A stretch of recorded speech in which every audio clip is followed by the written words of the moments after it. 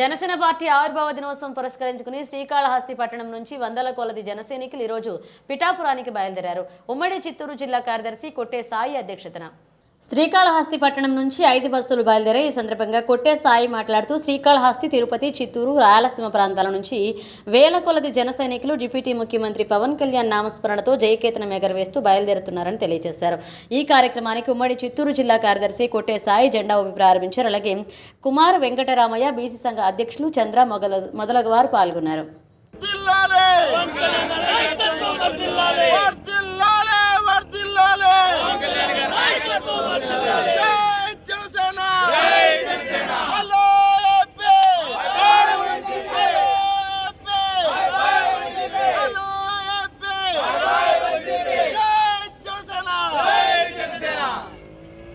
ఆవిర్భావ దినోత్సవం అంగరంగ వైభవంగా పిఠాపురంలో జరుగుతుంది.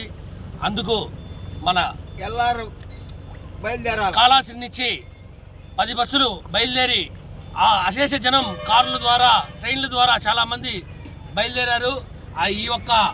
ఈ సభని జయప్రదం చేయడం కోసం అందరూ జన సైనికులు, వీర మహిళలు ఎంతో ఉత్సాహం చూపించి ఈ ఒక్క సభని జయప్రదం చేస్తామని మా జన సైనికులందరూ మాటిస్తున్నాం.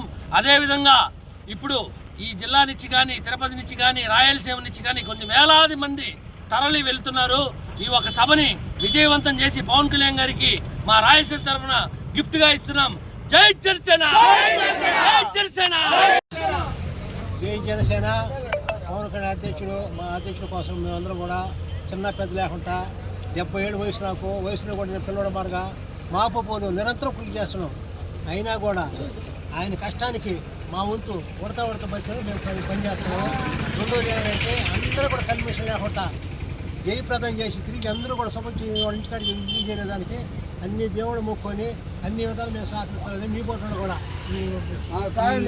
సహాయం చేయడానికి మీరు కూడా తిరిగిన కూడా అందరూ ఛానళ్ళు కూడా అందరికి కూడా చెప్పేది సహకరించిన దానికి మాకు ఎంతో ధన్యవాదాలు. ఎప్పుడు కూడా మీకు రుణపడి ఉంటాం. మీరు కూడా మాకు సహకరించడానికి జై జనసేన, జై జనసేన. 25 లక్షల మందితో ప్రారంభం, 25 లక్షలు ఖరీదైన పుట్ట చరిత్ర తిరగరాస్తారు. అది గుర్తుపెట్టుకోండి. సంతోషం. మళ్ళీ కూడా మేము వీడితో మాట్లాడతాం. మళ్ళీ కూడా